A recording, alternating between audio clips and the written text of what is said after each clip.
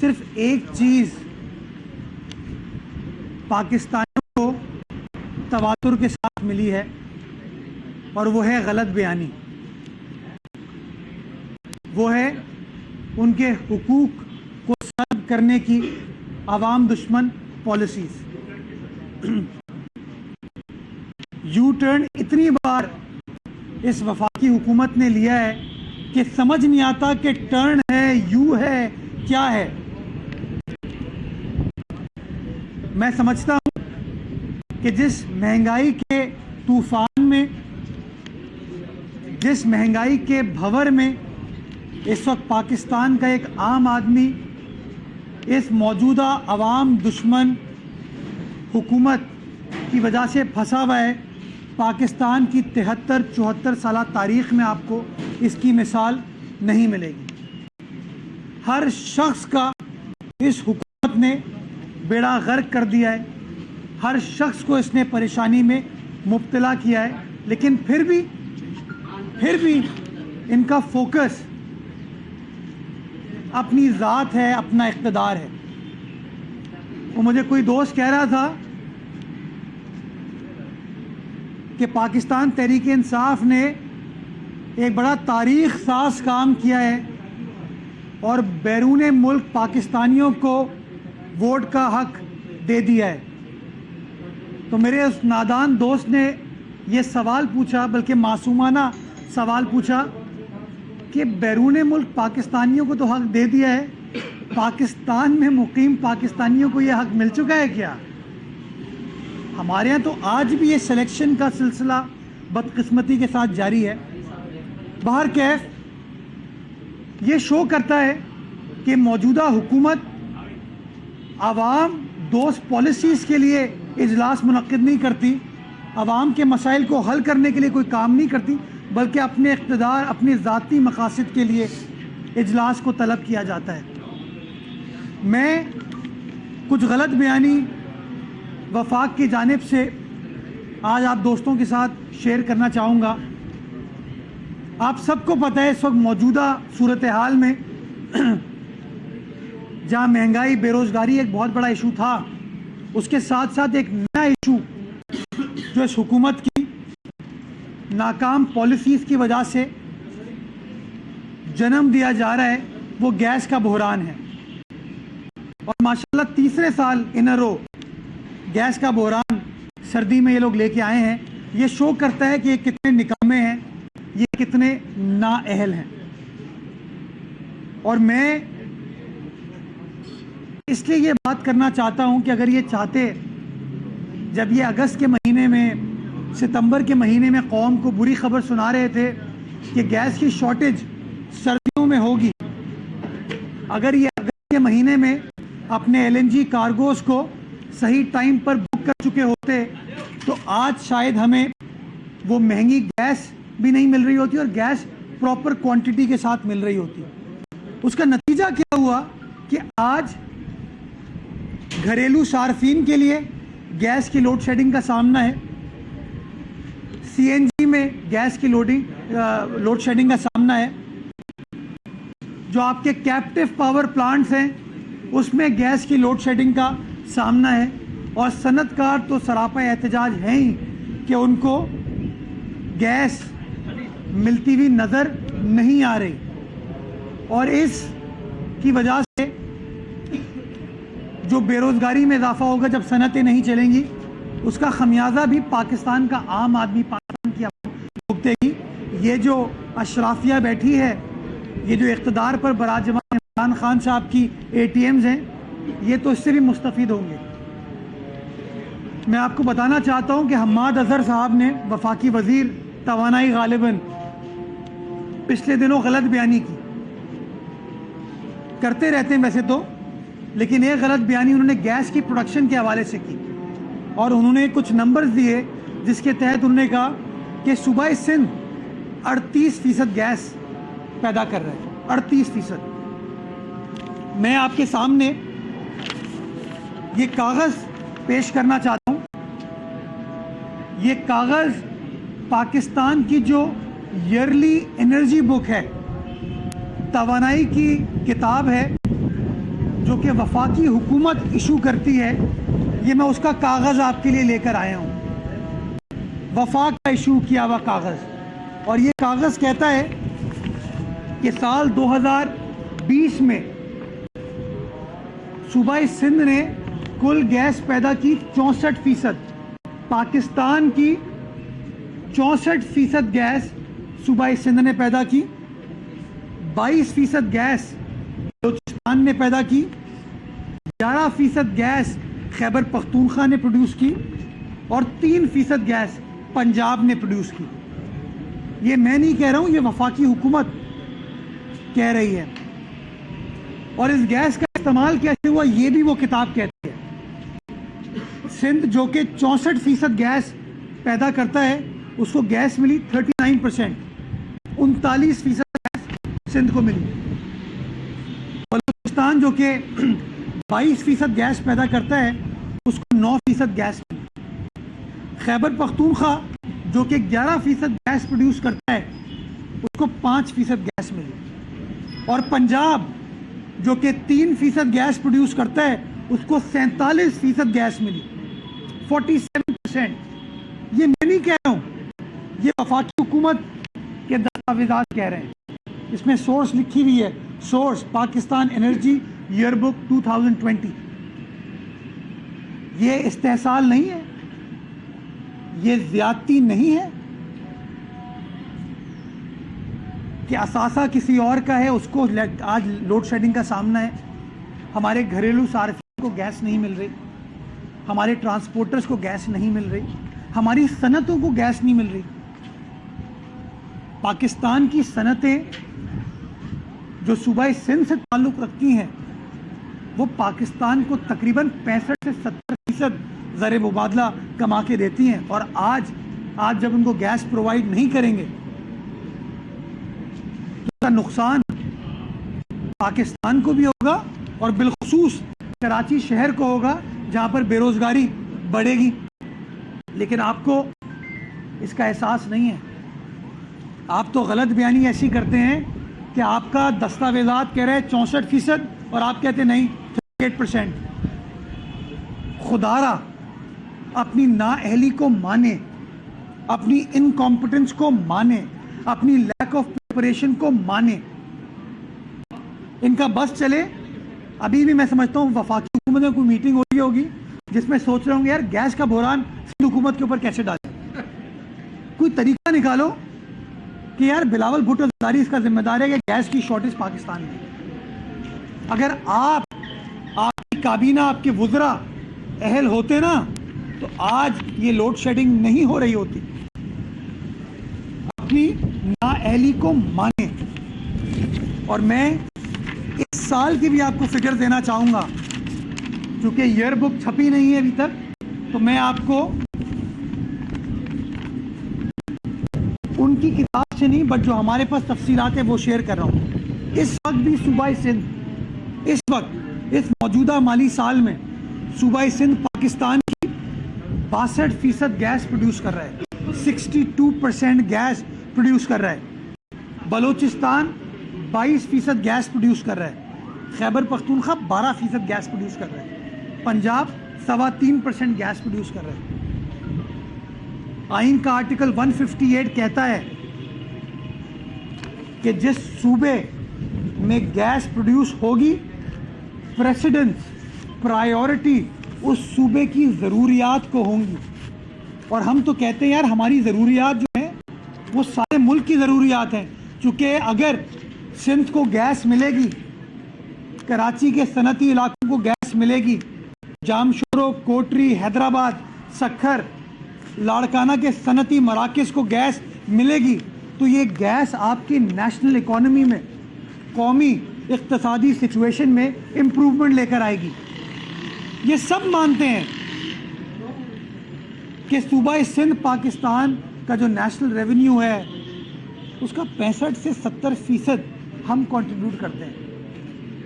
لیکن نہیں، وہ نہیں مل رہی. اور اپنی نااہلی کو چھپانے کے لیے آپ غلط نمبرز کوٹ کرتے ہیں. میں عوام کے سامنے اپنا مقدمہ رکھنا چاہوں گا، بیکاز وفاقی حکومت حکومت تو ہماری بات نہیں سنتی، کیونکہ اس کا انٹرسٹ پاکستان کی 22 کروڑ عوام نہیں ہے، اس کا انٹرسٹ اپنی اشرافیہ ہے، اس کا انٹرسٹ اپنی اے ٹی ایمز ہیں، اور ان کی اے ٹی ایمز بھی روز چینج ہوتی ہیں، ایٹ دا مومنٹ ہے ان کی، تو ان کی پرماننٹ اے ٹی ایمز نہیں ہیں، لوگوں کو استعمال کرتے ہیں پھر پھینک دیتے ہیں، چھوڑ دیتے ہیں۔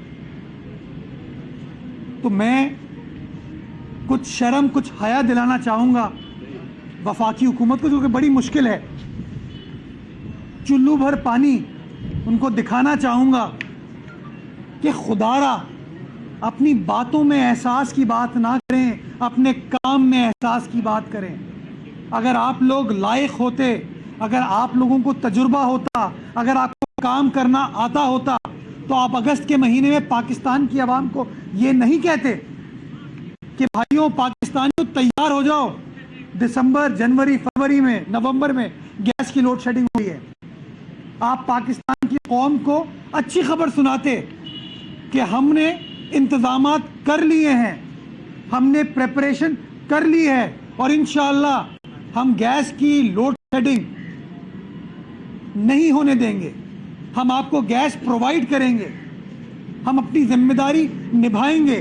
لیکن نہیں، چونکہ یہ لوگ، انہوں نے ڈگری لی تھی آئی ٹی یو ایس، اس کی ٹوپی اس کے سر، آئی ٹی یو ایس اس کی ٹوپی اس کے سر، کہ ہر چیز جو ہے نا اس کی ذمہ دار ماضی کی حکومت ہے، اس کی ذمہ دار سندھ حکومت ہے، اس کی ذمہ دار پیپلز پارٹی ہے، اس کی ذمہ دار اپوزیشن جماعت ہے۔ وہ بھائی 3.5 سال سے تم لوگ بیٹھے ہو، ڈالر 180 روپے پہ نہیں مل رہا ہے اس وقت۔ سندھ حکومت اپنے کسان کو مضبوط کرنے کے لیے گنے کے ریٹ بڑھاتی ہے، گندم کی سپورٹ پرائز بڑھاتی ہے، اس لیے تاکہ وہ بیچارہ کسان جو محنت کر کے ہم کو وہ گندم دیتا ہے، چینی دیتا ہے، کپاس دیتا ہے، اس کو کچھ پیسے مل سکیں، اس کو پیسے دینے کو تیار نہیں ہے یہ، لیکن ہاں مہنگے نرخوں پہ چینی امپورٹ کرنے کو تیار ہیں، مہنگے داموں پر آٹا امپورٹ کرنے کو تیار ہیں یہ لوگ۔ کیوں؟ کیونکہ اس میں فائدہ ان کے دوستوں کا ہوتا ہے، پاکستان کی 22 کروڑ عوام کا نہیں ہوتا۔ آخر میں سوال اٹھانا چاہوں گا، جہاں گیس کی میں نے بات کر لی، غربت، مہنگائی، بے روزگاری کی بات کر لی، میں نالائکی کی ایک اور مثال دینا چاہوں گا کہ جب ان کو اقتدار ملا تو چینی 55 روپے کلو تھی، وہ بڑھ کر 80 روپے کلو ہوئی۔ عمران خان صاحب نے نوٹس لیا، ان کے ترجمانوں نے شامیانے بجائے کہ واہ خان آ گیا، اب انقلاب آئے گا۔ شوگر انکوائری کمیشن رپورٹ آئی، وہ چینی جو کہ 80 روپے کلو مل رہی تھی، وہ بڑھتے بڑھتے اس نے سینچری کراس کی، 110، 120 اور آخر میں 170 روپے تک پہنچی، یعنی کہ 55 روپے کلو چینی 3 سالوں میں یہ لوگ 170 روپے پر لے گئے۔ کس نے پیسہ کمایا؟ ان کے لوگوں نے پیسہ کمایا۔ اس کے بعد پچھلے دنوں وفاقی ترجمان کہتے ہیں آپ کو کہ آپ لوگ زیادتی کرتے ہیں، آپ لوگ بتاتے نہیں ہیں کہ چینی کے نرخ ہم نے کم کر کے 170 سے 98 روپے کلو کر دیے۔ میں نے کہا گلا جائز ہے، لیکن میں ایک نیا سوال کھڑا کیا کہ جو لوگ 170 سے 98 روپے کلو چینی پر لا سکتے ہیں، ان لوگوں نے چینی کی ریٹ 170 تک کیوں بڑھنے دیے؟ اور میں آج ان دوستوں سے سوال پوچھنا چاہوں گا کہ اس وقت چینی پھر بڑھ کے 125 130 روپے کلو مل رہی ہے، 125 سے 130 روپے کلو مل رہی ہے۔ آپ دوستوں نے صبح بتایا، اس کی ذمہ داری کس کے اوپر عائد ہوتی ہے؟ تو خدا را اپنی نالائکی کو کسی حجاب میں نہ ڈالیں، اپنی نااہلی کو کسی اوپر کے اوپر مسلط نہ کریں، مانیں کہ آپ نکمے ہیں، مانیں کہ آپ نااہل ہیں، مانیں کہ آپ ناتجربہ کار ہیں۔ آپ کے ماننے سے کچھ نہیں ہوتا، پاکستان کی 22 کروڑ عوام مان چکی ہے۔ مزہ تب آئے گا جب یہ لوگ مانیں، یہ لوگ جو اشرافیہ کو ریپرزینٹ کرتے ہیں یہ مانے کہ ان کے 3-3.5 سالوں میں انہوں نے پاکستان کی عوام کی ایسی کی تیسی کر دی ہے. شکریہ. تھوڑا سا ہٹ کے ہے شہر میں تمام ماہ کے دوران 3 ایسے واقعات پیش آئے ہیں. صبح بھی ایک واقعہ پیش آیا ہے. کنٹینرز لدے ہوئے کنٹینرز سڑکوں کو لوٹ رہے ہیں. اب تک کوئی جانی نقصان نہیں ہوا ہے, لیکن کیا ہم یہ آگ لگنے کے بعد جس طرح کے واقعات دیکھتے ہیں کیا جانی نقصان کا وہ کر رہے ہیں؟ آپ کوشش کر رہے تھے کہ لیاری ایکسپریس وے کھل جائے, اس پر حکومت کیا کر رہی ہے؟ وفاقی حکومت کا جواب آپ کو کیا ملا ہے؟ یہ آپ نے بڑا آپ نے اہم سوال پوچھا, اور آپ اس بات سے واقف ہیں کہ جیسے ہی کراچی کی بھاگ دوڑ یا کراچی کی ذمہ داری مجھے ملی, کراچی کے ٹریفک کنجیشن اور یہ بالخصوص جو ہیوی ٹریفک ہے اس کے مسائل حل کرنے کے لیے میں نے یہ ایشو ریز کیا کہ لیاری ایکسپریس وے کو ہیوی ٹریفک کے لیے کھول دیا جائے. آپ تمام دوست جانتے ہیں کہ لیاری ایکسپریس وے صوبائی حکومت کے انڈر یا کراچی کی انتظامیہ کے انڈر نہیں آتا, یہ وفاقی حکومت چلاتی ہے, NHA چلاتی ہے. ہم نے بڑی کوشش کی ہم ان کو قائل کر سکیں, لیکن ہم اس طریقے سے ان کو قائل نہیں کر پا رہے تھے.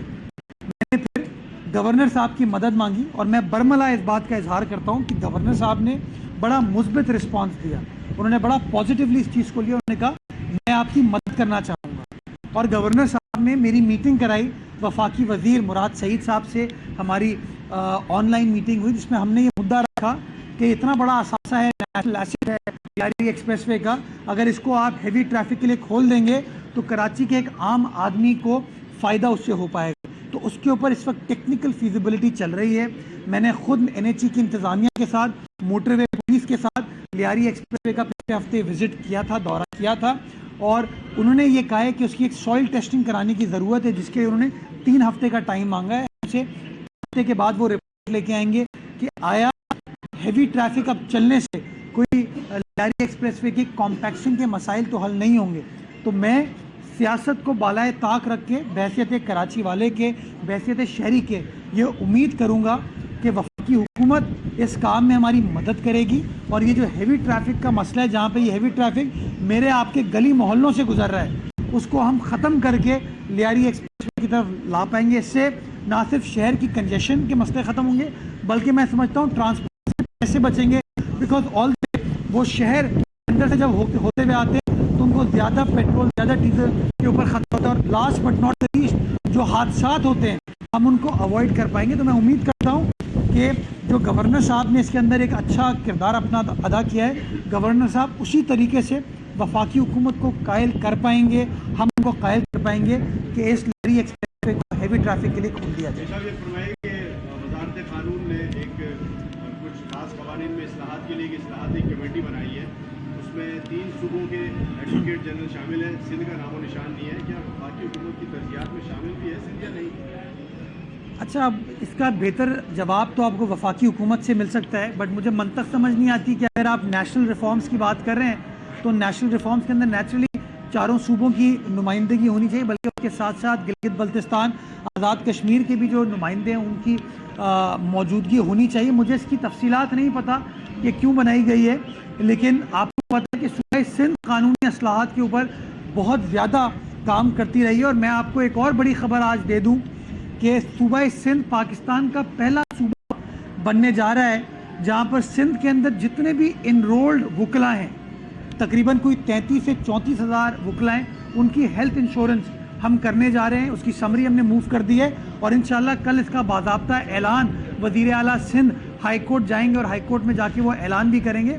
تو ہم تو سمجھتے ہیں, اور میں آج بھی کہتا ہوں کہ ہمیں جینونلی اپنے ملک میں اصلاحات کرنے کے لیے ہمارے جو 3 پلرز آف گورنمنٹ ہیں, یعنی کہ حکومت, پارلیمان اور عدلیہ, ہم تینوں اداروں کو مل کر کام کرنے کی ضرورت ہے تاکہ ہم ایسے قوانین بنا سکیں جس میں ایک عام آدمی کو آسانی ہو, ہماری عدالتوں کے لیے آسانی ہو, ہمارے وکلا کے لیے آسانی ہو, تاکہ ہم سب رول آف لا کو یقینی بنا سکیں, ایکسیس ٹو جسٹس کو انشاءاللہ یقینی بنا سکیں. تو انشاءاللہ ہم تو اپنے کام پر لگے ہوئے, باقی وفاقی حکومت کا مجھے بتائیں. یہ بتائیے, عام طور پر جب یہ ہوائیں چلتی ہے تو کراچی میں آگ کے واقعات ہوتے ہیں, لیکن مارکیٹوں میں ہی آگ کیوں لگ رہی ہے؟ اللہ سب کو بچائے, لیکن یہ بڑے مارکیٹس کو کوئی خیر تو ہے؟ کہا بھی یہ بھی جا رہا ہے کہ یہ جو اس طرح کی جو آگ ہوتی ہے جو مخصوص علاقوں میں اور مخصوص گوداموں میں لگتی ہے یہ بیسیکلی تاجروں کی لائف لائن بھی ہوتی ہے. دیکھیے آگ لگ رہی ہے یا لگائی جا رہی ہے اس کے اوپر تفتیش کی جا رہی ہے. تفصیلات جب آ جائیں گی رپورٹ آ جائے گی وہ آپ کے ساتھ شیئر کر لی جائے گی. لیکن کچھ آگ ہے جو عمارتوں میں لگتی ہے اور کچھ آگ ہے جو دلوں میں لگی ہوئی ہے اس وقت. میں سمجھتا ہوں وہ بغض بھی لوگوں کا نظر آتا ہے. میں مثبت آدمی ہوں, مثبت سوچ کا حامل ہوں. میں آپ کو یہ بتانا چاہوں گا کہ آگ لگ رہی ہے لیکن آگ کو بجھایا جا رہا ہے.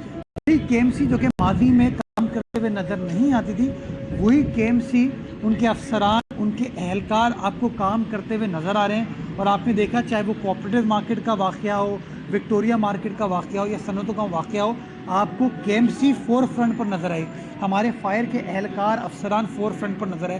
اس کے ساتھ ساتھ ہماری ضلعی انتظامیہ ہو, ہماری باقی میونسپیلٹیز ہوں, ہماری پولیس ہو, ہماری رینجرز ہو, وہ بھی وہاں پر موجود رہے. یہ مثبت چیز ہے. میں سمجھتا ہوں یہ جو کوآرڈینیٹڈ انداز ہے, اور ہاں واٹر بورڈ بھی اس میں شامل تھی, یہ جو ایک اچھی کوآرڈینیشن کے ساتھ کراچی میں کام ہو رہا ہے, مثبت انداز سے کام ہو رہا ہے, میں سمجھتا ہوں اس کو اجاگر کرنے کی ضرورت ہے.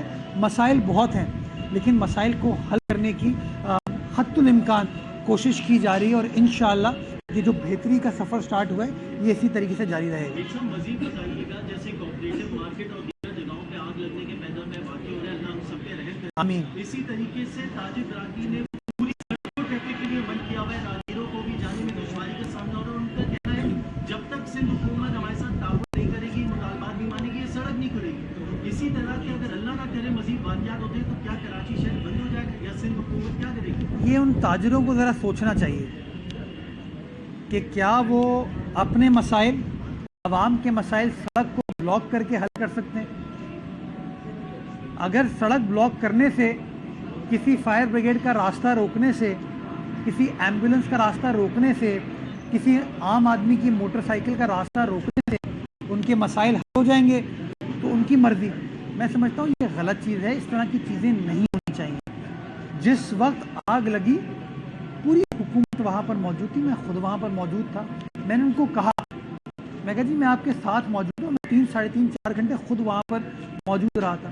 اس کی تفصیلات آ جائیں, اس کی تفتیش ہو جائے, تحقیقات ہو جائے, وہ رپورٹ آ جائے, یہ طے تو ہو جائے کہ وہ لائف لائن کے طور پر استعمال ہو رہی ہے, جینون انسیڈنٹ تھا, کسی نے شرارت کی ہے, کسی نے زیادتی کی ہے, شارٹ سرکٹ ہے, کیا ہے. یہ جب چیزیں ہو جائیں گی, تعین ہو جائے گا, اس کے بعد یہ فیصلہ کیا جائے گا. میرے پاس میں James bond team Adil Sheikh نہیں ہوں, میں ٹام کروز خرم شیر زمان نہیں ہوں کہ اپنے گھر میں بیٹھ کر یہ فیصلہ کر لوں کہ یہ کام کس نے کیا ہے. تفتیش میں کمپلیٹ کر لوں اور الزامات کر لوں. کاغذ آ جائے گا, کاغذ کے بعد جو فیصلہ ہوتا ہے وہ کیا جائے گا. یہ سمرا صاحب کے بعد سینئر آدمی, آپ ہنس رہے ہیں, سینئر نہیں ہے.